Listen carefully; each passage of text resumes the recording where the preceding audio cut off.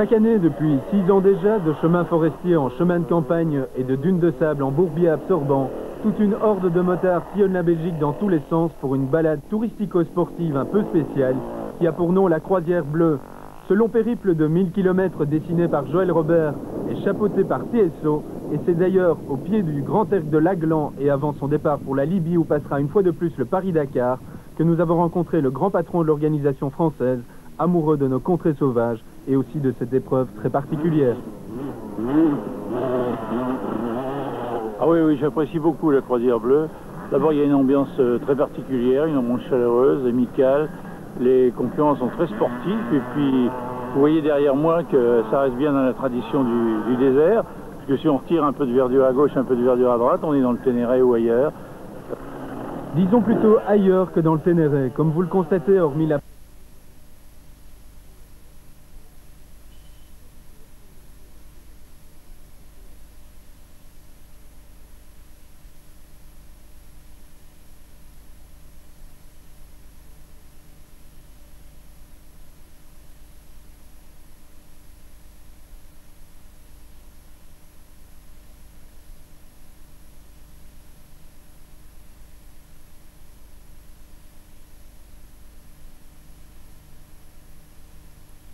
pas grand-chose en commun avec les hautes dunes du Sahara.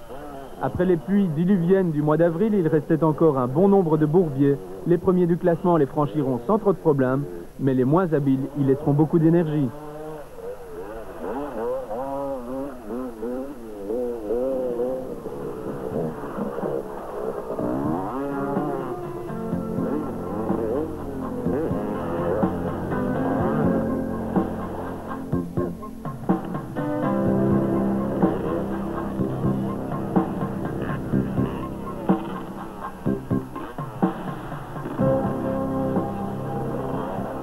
Cette course, bien sûr, a aussi ses favoris, à commencer par Thierry Godefroy, le vainqueur de l'an dernier, constamment opposé à son compagnon d'écurie Robert Grège, mais aussi à son principal rival, Bernard Robert.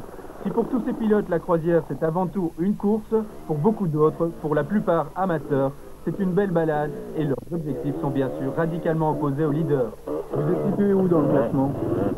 Avant-hier, j'étais presque à la lanterne rouge, j'étais avant-dernier et j'ai repris 20 positions hier, 20 places. Comment c'est la course de l'arrière?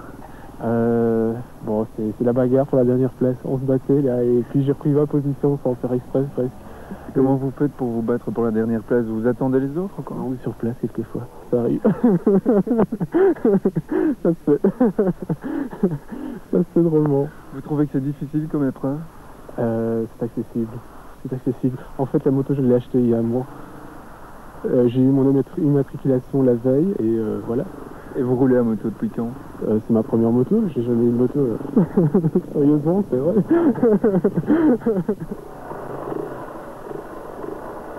Pour ce genre de concurrent, quoi qu'il fasse dans cette croisière, sera bien entendu une nouveauté.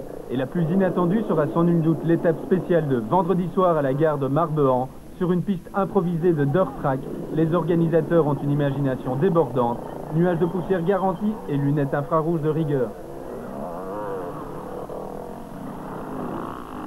Est-ce que votre phare vous a servi à quelque chose? Nick Sedoun, non rien. Mais quand on a de bonnes idées, pourquoi s'arrêter en si bon chemin? Avec Joël Robert dans l'organisation, il fallait évidemment s'attendre à voir apparaître un jour une spéciale sur un circuit de motocross, celui de Recht en l'occurrence. Cette initiative a fait bien sûr le bonheur de Thierry Godefroy, le leader de la croisière et spécialiste de motocross, puisqu'il participe au... Thierry Godefroy sur Kawasaki remporte la Croisière Bleue pour la 3e fois, Bernard Robert sur Husqvarna est 2e et Robert Grège sur Kawasaki 3e.